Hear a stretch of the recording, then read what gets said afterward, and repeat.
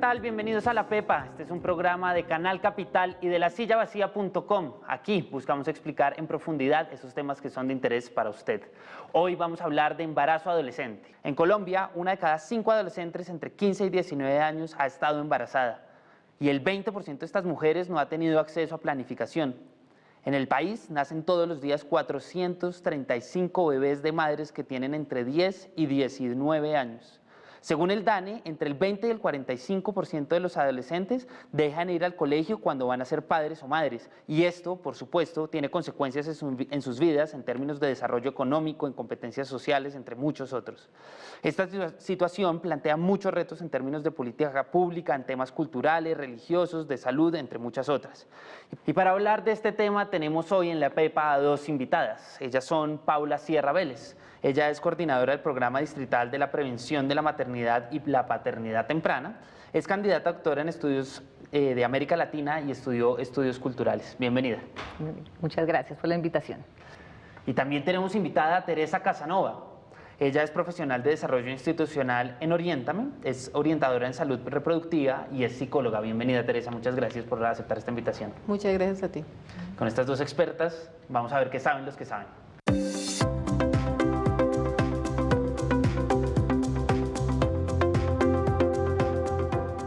Teresa, usted lleva muchos años estudiando este tema. ¿Por qué no nos describe un panorama general de cómo está el embarazo adolescente en el país? El embarazo adolescente es un problema no solamente en Colombia, sino a nivel mundial. Cada vez los jóvenes inician su vida sexual mucho más temprano y muchas veces por desconocimiento real de los riesgos que pueden tener con este inicio de vida sexual, pueden llegar a embarazos que no están buscando necesariamente. En Colombia en este momento, 5 de cada 1000 embarazos fueron de mujeres entre 15 y 19 años. Es decir, fuimos ya madres muy adolescentes y cada vez se ve que las mujeres están teniendo hijos a temprana edad. Las adolescentes adicionalmente no tienen los hijos con otros adolescentes, sino con personas mucho mayores. Casi que en promedio unos 7 años son los hombres mayor que las mujeres. Eso hace que también tengamos que pensar un poco el problema del abuso sexual y de la violencia. Porque las mujeres, sabemos que en Colombia menores de 14 años se considera abuso sexual si se tiene una relación sexual así sea consentida. Igualmente, casi el 8% de los embarazos de las adolescentes terminan en abortos. Y muchas veces estas chicas, por falta de información, por desconocimiento, porque no tienen confianza con sus padres o con los adultos, terminan en abortos clandestinos que son los peligrosos para la vida de las mujeres. Paula, usted ha estudiado este tema desde Bogotá. ¿Cómo está Bogotá en este tema? Bueno, mira, según las últimas cifras del DANE, en Bogotá hubo 17.000 nacimientos en madres menores de 19 años durante el 2014. Eso significa que cada día en Bogotá nace un niño de una madre menor de 14 años, es decir, un niño nace de una niña. Ya también 46 niños de madres menores de 19 años. Esto recuerden que es cada día. Y yo quiero sumar aquí un dato, que es entre los 20 y los 24 años. Si bien no es embarazo adolescente, desde el distrito estamos abordando este fenómeno como maternidad y paternidad temprana, antes de los 24 años. 78 niños nacen de madres entre los 20 y los 24 años al día en la ciudad de Bogotá. Aquí pues hay varios factores, como lo mencionabas. Uno que algunos de los que nos parecen importantes es que el 70% de las madres menores de 19 años se encuentran sin pareja estable. Que el 17,5% de los adolescentes sin parejas, que son activas sexualmente, no utilizan algún método de anticoncepción. Que el 31% de los adolescentes con pareja no utilizan algún método de anticoncepción. Y un poco lo que tú decías, que es esta problemática, a veces la gente dice, bueno, pero una madre menor de 14 años seguramente quedó embarazada de un niño, del novio que tiene en ese momento. El 54% de los padres de estos niños que nacen de niñas menores de 14 años son mayores de 18 años. Estamos hablando de un delito. Son unos señores que están dejando embarazadas a unas niñas. Teresa, eso me hace pensar en otro punto. Ustedes dos coincidieron en el hecho de que estos embarazos en un gran porcentaje no son dentro de una relación, digamos, de dos novios de la misma edad. ¿Qué tanto estas mujeres que están quedando embarazadas en edades adolescentes o tempranas, como lo está manejando el distrito, quieren quedar embarazadas? Uno podría pensar muy desde lejos que los adolescentes no quieren embarazos, pero resulta que las chicas, cuando uno habla directamente en la consulta con ellas, muchas de las chicas sí están queriendo embarazarse. Y el problema de quererse embarazar tan joven va a significar muchas veces el abandono de la escuela, va a significar que no van a poder tener unos trabajos para sostener esos hijos, va a significar también que van a reproducir esas cadenas de pobreza en las que ya vienen. A veces el embarazo se ve como un proyecto de vida, como algo que yo puedo tener. Entonces no puedo aspirar quizás a una carrera o a tener una casa o bueno, algún ideal. Entonces tener un hijo pareciera ser dentro de la mentalidad a veces de los adolescentes que pudiera ser como el poder proyectarse y tener a alguien. Significa también muchas veces poder tener un estatus dentro de ciertos grupos sociales. Es decir, ya se es la mamá de alguien. Y esto pues sigue siendo muchísimo más problemático porque entonces no estamos hablando de embarazos que no se buscan, sino a veces que embarazos que se aceptan pues de una manera muy desprevenida. Por eso es muy importante que los chicos puedan pensar en unos futuros promisorios, en unos futuros mejores para ellos. Y solamente en la medida en que ellos puedan construir esos futuros van a poder pensar que sus embarazos puedan darse más adelante. Teresa y Pablo, les invito entonces a que vayamos a la calle a ver qué preguntan en la calle.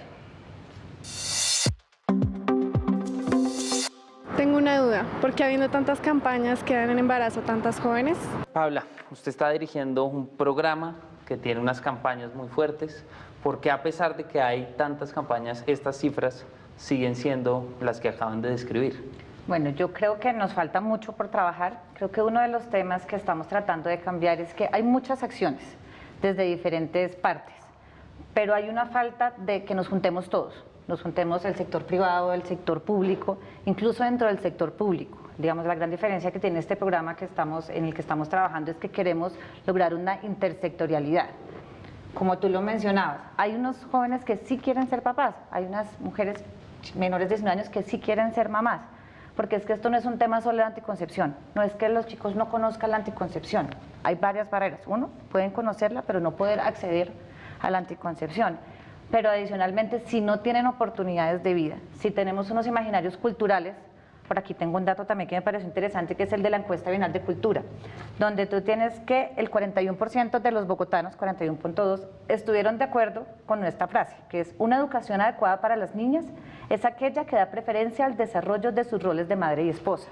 Entonces, si tú desde chiquitos le estás diciendo a las niñas que lo que ellos tienen que ser es ser mamás, entonces, digamos, esto lo tenemos que abordar desde diferentes perspectivas. Por eso hay que trabajar con temas de desarrollo económico, con educación para que los chicos puedan acceder a becas, con salud claramente, con los papás de los jóvenes para que sepan cómo hablarle a sus niños de estos temas.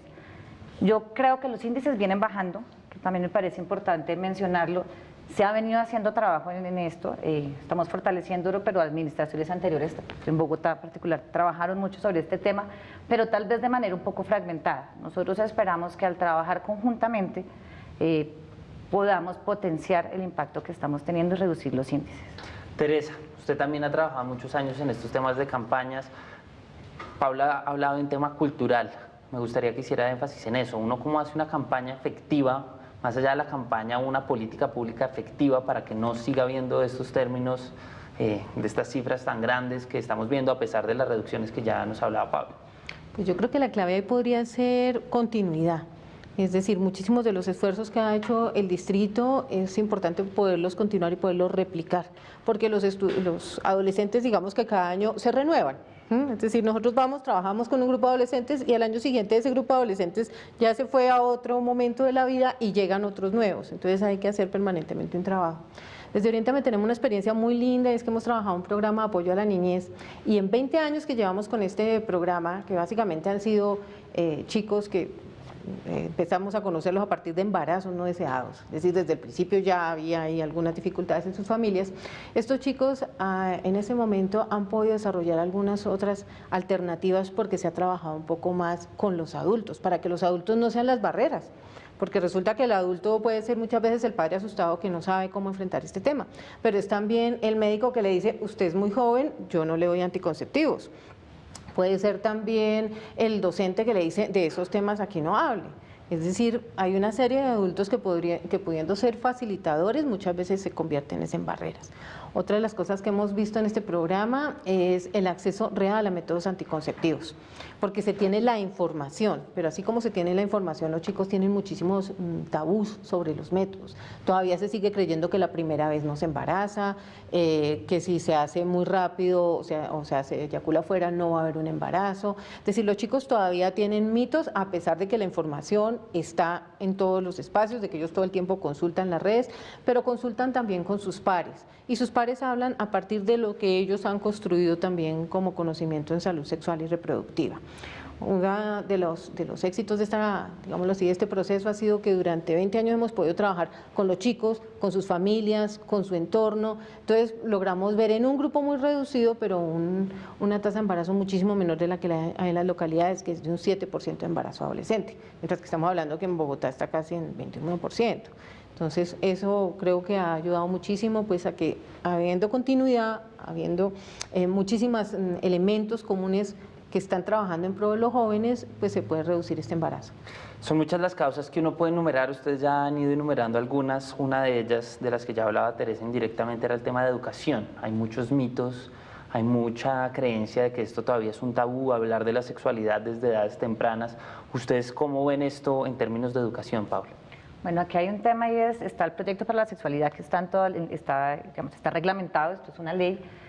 ¿Qué nos falta ahora? Profundizar en esto, poderlo fortalecer mucho desde las escuelas. En Bogotá estamos trabajando con las instituciones públicas, Oriéntame, incluso la administración anterior hizo un trabajo muy bueno con las secretarías de educación, pero necesitamos llegar a todas las escuelas públicas. Digamos, estamos en un porcentaje muy pequeño y tenemos todavía muchas barreras para un poco lo que tú decías, y es el profesor que todavía le da pena hablar de esto con sus estudiantes, el profesor que todavía no sabe cómo abordar este tema, la orientadora del colegio que tal vez por algunas creencias que ella tenga, creencias culturales, religiosas, dice yo de esto no hablo. Entonces yo creo que tenemos que trabajar muchísimo, fortalecer muchísimo la educación sexual. También tenemos que trabajar desde la primera infancia. Claramente esto no es un tema de hablarles de sexo directamente a los niños de la primera infancia, esto es un tema muy diferente. Se trata del autocuidado, de que los niños desde que están muy chiquitos empiecen a saber qué es su cuerpo, cómo se cuidan ellos, cómo se valoran ellos, qué puede y qué no puede hacer otra persona con su cuerpo, que es otro de los temas que queremos fortalecer desde la administración. Claro, porque ahí hay un tema que la gente confunde mucho, y es como una educación para tener sexo y otra es una educación sobre el cuidado del cuerpo. Y usted mencionaba al principio del programa, ambas lo mencionaron, del abuso sexual. ¿Cómo estas campañas pueden prevenir el abuso sexual que, ya lo decían ustedes, ha generado mucho embarazo adolescente? Teresa. Muchísimas veces hemos considerado que el término de educación para la sexualidad tiene que ver solamente con lo que dices, con la preparación para tener relaciones sexuales.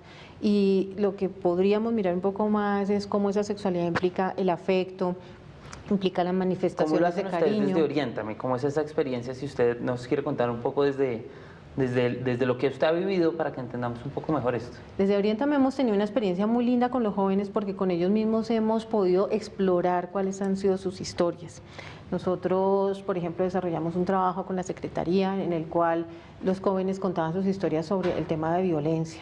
Muchas veces lo contaban a partir de historias de terceros. A una amiga le pasó, a una prima le pasó, yo tuve un conocido que. Y ellos comienzan a contar acerca de las historias de abuso que ha habido en sus familias. En el momento en que esas historias se convierten no en una cosa que además me carga de culpa, porque los chicos víctimas de violencia sexual se sienten además culpables de haber, digámoslo así, promovido esta conducta de parte de los adultos. Adicionalmente ellos empiezan a ver que es un elemento común en varios de sus compañeros, de sus iguales. Y esto ha permitido que se analice cuáles son los riesgos que tienen, muchas veces las situaciones de hacinamiento, la vivencia con personas o que los dejan al cuidado de terceros que realmente no se conocen.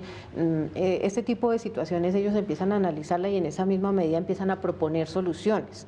Es decir, en mi casa está pasando esto, quizás yo tuve una experiencia que fue bastante incómoda, hice un chico de 15, 16 años, pero con mis hermanitos yo puedo ayudar a prevenirla de alguna manera. Entonces se va empezando a construir dentro de los mismos jóvenes las alternativas de participación y de cambio de su realidad.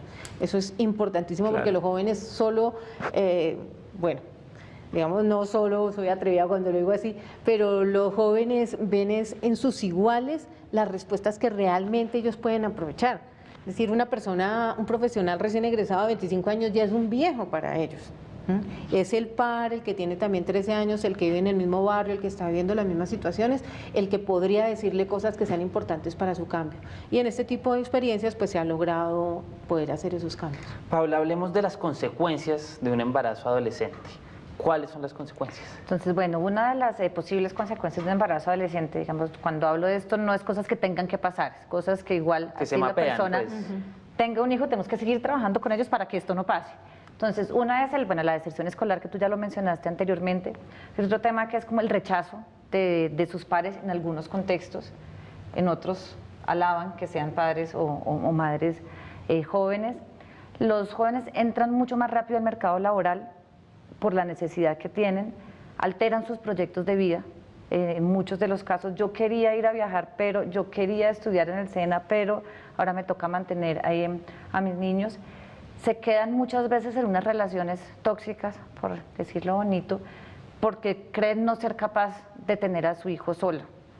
Entonces, digamos, se quedan con el papá del niño o con la familia del papá del niño en situaciones de violencia porque no se sienten capaces de salir, digamos, al mundo solas. Hay un tema de autoestima que, sobre todo en el caso de las mujeres, es muy duro. Hay otra consecuencia que nos preocupa mucho, en la que estamos trabajando mucho, y es la prevención del embarazo subsiguiente. ¿Qué es esto del embarazo subsiguiente? Una vez una mujer menor de 19 años tiene un niño antes de tener 19 años, sus probabilidades de tener un segundo hijo en menos de 2 años aumentan.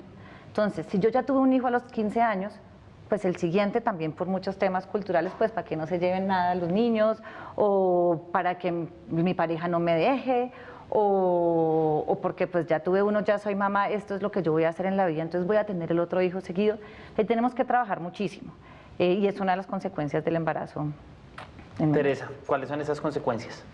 Adicional a las que tú has mencionado, muchísimas veces los siguientes embarazos tienen que ver también con poder tener una nueva pareja que sí los acompañe. Es decir, esa primera pareja me dejó, yo asumí un embarazo sola, pero con un hijo voy a tener la seguridad de que una nueva pareja me va a ayudar a criarlos, y así son múltiples los embarazos que se dan muy jóvenes. Las mujeres en el campo tienen todavía muchísimo mayor dificultades, porque la posibilidad de acceder a estudio, de poder cambiar sus niveles de vida son mínimas. Las mujeres campesinas, indígenas, afro, tienen todavía muchísimas mayores dificultades.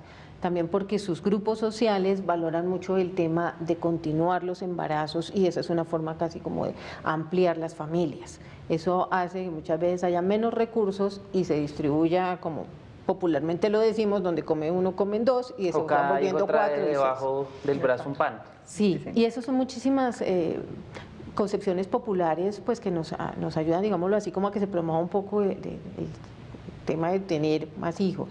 Entre los adolescentes también está el riesgo de adquirir enfermedades o infecciones de transmisión sexual, porque eso pareciera que eso sucediera solamente en otros sitios, que eso no puede estar acá. Las trabajadoras sexuales pueden estar muy expuestas, pero yo no, pueden decir los adolescentes, y resulta que el tema de las infecciones de transmisión sexual es muy fuerte dentro de los jóvenes y no se conoce, no se consulta médicamente, también por el tema de la vergüenza, ¿no? Paula, yo estaba mirando cifras que supongo que tienen un gran subregistro por la condición misma del aborto, muchas veces se hacen condiciones de clandestinidad, que dice que el 8% de los adolescentes que quedan embarazados llega a interrumpir su embarazo, a hacer un aborto. ¿Usted cómo ve esta problemática? Bueno, mira, nosotros desde el distrito cumplimos con una normativa que es la normativa de la Corte Constitucional. Existe una sentencia que regula la interrupción voluntaria del embarazo en ciertos casos. Si nuestro programa es exitoso, como creemos que lo va a ser, si tú previenes, inmediatamente los índices de interrupción voluntaria del embarazo pues van a bajar. Tú no te embarazas, tú no tienes que recurrir al aborto. Sin embargo, el llamado para todas las personas que cumplan con lo que está en la ley es que no acudan a sitios que no cumplen con los estándares mínimos. Al ser una sentencia de la Corte Constitucional, en los casos permitidos por la ley, pueden acceder a servicios de salud públicos, pueden acceder a su aseguradora para realizarse la interrupción voluntaria del embarazo. Teresa, ¿usted cómo ve esta problemática? Pues estoy absolutamente de acuerdo en que en términos de la ley ahí ya está planteado. Ahora, si nos vamos por el lado del acceso real a los servicios, esa es la dificultad. Se plantearon, por ejemplo, unos servicios amigables desde los hospitales públicos en los cuales se iba a hablar abiertamente del tema de salud sexual, de salud reproductiva, y se les iba a indicar a los jóvenes sobre cuando hicieran la consulta sobre interrupción voluntaria del embarazo, cuáles eran las causales, cómo se puede acceder a este servicio, y resulta que con el tiempo hemos visto que esos servicios, en lugar de aumentar, digámoslo así, lo que ha pasado es que se ha ido restringiendo. Volvemos al tema del adulto barrera. Una parte desde las políticas públicas, que esto es un tema muy duro pues como para poder manejar la interrupción voluntaria del embarazo, dos desde el tema un poco religioso que también ahí influyen muchísimos de los actores, desde los profesionales tanto en salud como en enfermería, en psicología, que muchas veces por sus creencias personales no están de acuerdo con el tema de la interrupción voluntaria, y entonces también hay dificultades para poder tener los profesionales suficientes dentro del sistema público y ofrecer el servicio, o en las EPS, que sucede muchas veces que hay dificultades para que las personas informen, para que el médico informe a las mujeres que consultan. La dificultad más grande con los adolescentes es que el acceso a la interrupción voluntaria del embarazo no se hace de manera legal. Primero porque se desconoce. A estas alturas yo me he encontrado con abogados y con médicos que me dicen, ¿y el aborto es legal en Colombia? Y hay que decirles, sí señor, sí es legal en 3 causales, y esas causales son muy amplias. Es decir, el tema de la violencia sexual, las malformaciones que se presentan incompatibles con la vida, pero sobre todo la causal salud, que es una causal que involucraría muchísimos temas sobre lo que tiene que ver con el bienestar, el proyecto de vida y lo que los jóvenes están decidiendo sobre su embarazo. Teresa y Paula, las invito entonces a que vayamos a la pepa de este asunto.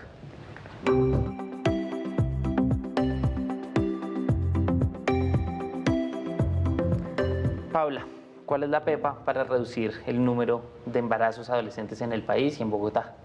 Bueno, ¿Qué es su responsabilidad? Bueno, en Bogotá en particular tenemos que fortalecer la educación sexual en los colegios, preparar al distrito en general, no solo a los servicios de salud, sino a todo el mundo, para que sepan, para que los funcionarios públicos conozcan cuáles son los derechos sexuales y reproductivos de los jóvenes y podamos eliminar las barreras que existen para acceder a ellos, para realmente garantizar estos derechos. La tercera es involucrar a los jóvenes.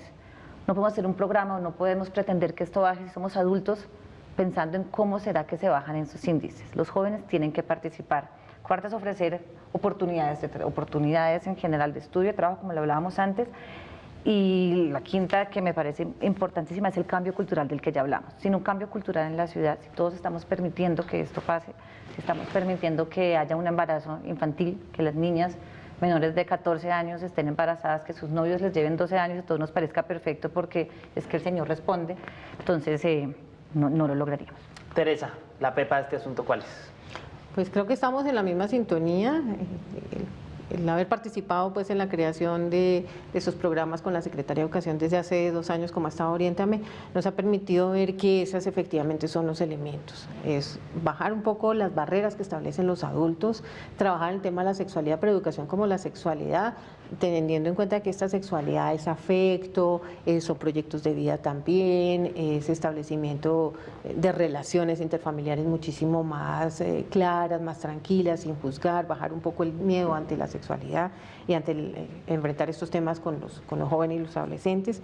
Igualmente, buscar dentro de los mismos jóvenes cuál es su futuro, qué es lo que ellos quieren, cómo van a poderse proyectar, ayudar a los jóvenes a que realmente puedan construir sus proyectos de vida, y esto va a permitir que los jóvenes pues puedan evaluar en qué momento van a decidir si tienen o no tienen un embarazo. Paula y Teresa, muchas gracias por haber aceptado la invitación a este programa. Y a todos ustedes recuerden que La Pepa es un programa en alianza de lasillavacía.com y de Canal Capital. Si quieren que hablemos de algún tema en el próximo programa, por favor escríbanos a @lasillavacía o @Canal Capital en Twitter con el hashtag o numeral La Pepa. Ahí miraremos, averiguaremos quiénes son los expertos del tema y los invitaremos para que les expliquen esos temas que son de interés para usted. También recuerden que el programa quedará en Canal Capital al final de esta emisión, como todos los que hemos hecho, y en lasillavacía.com para que los miren una y otra vez y los compartan. Hasta la próxima.